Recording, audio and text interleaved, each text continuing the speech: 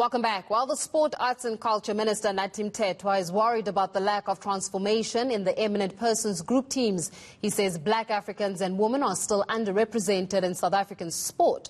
Mthethwa is proposing an enforcement of previous recommendations using the existing legislation. The Minister joins me now for this conversation. Minister, hopefully we've got you back. We've got various sporting codes that are still underrepresenting black people as well as women. Which codes are not pulling their weight?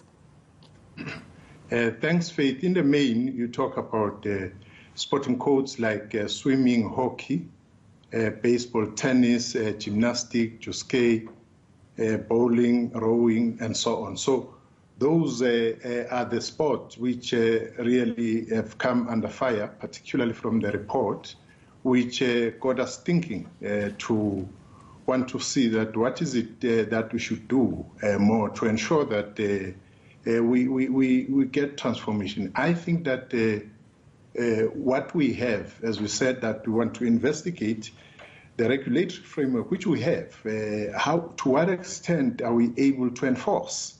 Because, you know, with the charter, with the tools in place to measure transformation, both the charter and the barometer.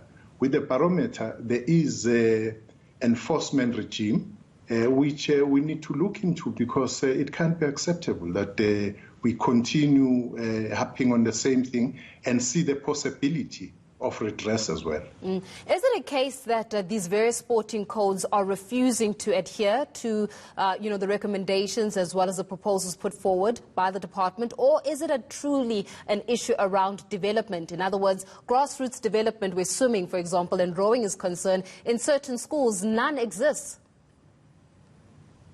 It's a combination of both, Faith.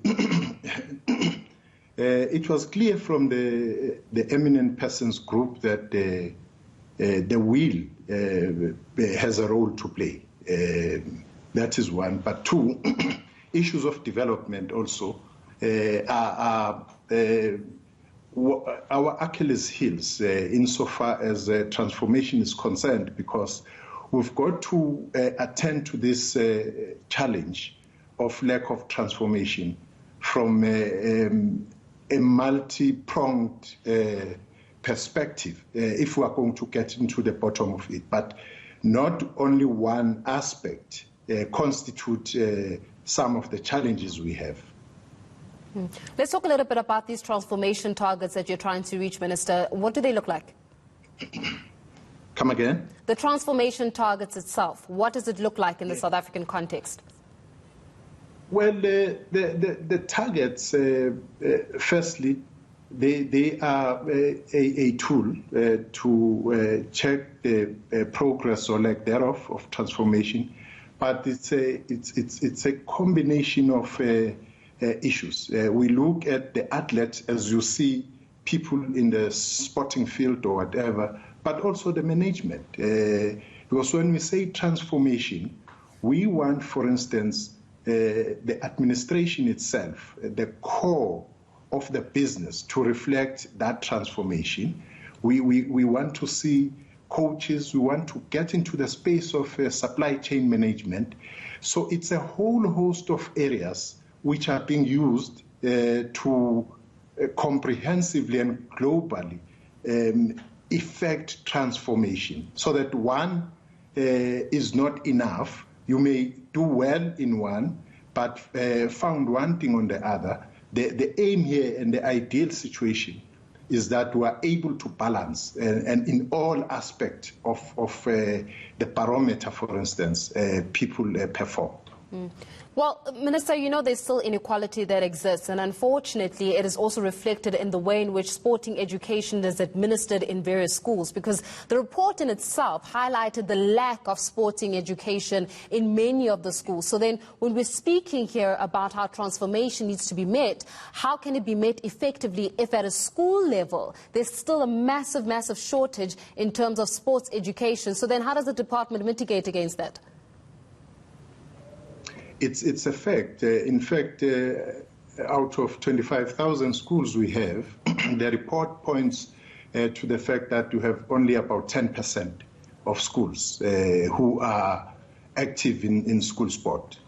That is not good enough. As I said to you, that if we want to see real transformation, a combination of a development agenda from the sporting point of view, it means therefore that the feed to national teams and national bodies would have to be felt through school sport. You would know, maybe not, that when we're growing, you would know that the pool of people would be, the talent scouted from the schools themselves. So therefore, the Department of Basic Education and ourselves have an MOU. What this report says is that we need to discuss this report. I'll have to engage my colleague to say what more can be done to ensure that our schools, as I say, that 10% is really a drop in the ocean. If you really want to be a winning nation and if you want to be a sporting nation, you definitely have to have this mass participation, both from the school level and in communities. Minister, I cannot let you go without asking that question around the PSL. Any indication of when we can be seeing some football on our screens? Well, you would know that last Saturday we did brief the nation about the opening of sport in the country. As we speak, we made a very firm proposal on the direction that all sporting codes, both non-contact and contact sport, would be opened for training. For non-contact sport, it would be playing as well. From the point of view of contact sport, this is going to be faced in staged program. There are a number of things which are going to dictate to us the situation of health, for instance, the spread or the lack thereof of health in the country, of the virus in the country, is going to be the determining factor. But also remember that we have had an interaction with the leadership of football, where we agreed that they will be coming together and making a presentation to us, which they have met, and they would be interacting with them to see their views also on how we go forward, because we'll have to balance as we move both the issue of lives, saving lives, and livelihood at the same time. So that too has to be, walked through in a very delicate balance, so that we ensure that all aspects of life are taken care of, because people want to see their sport and sporting code active. At the same time, we have to look into the issue of lives of people.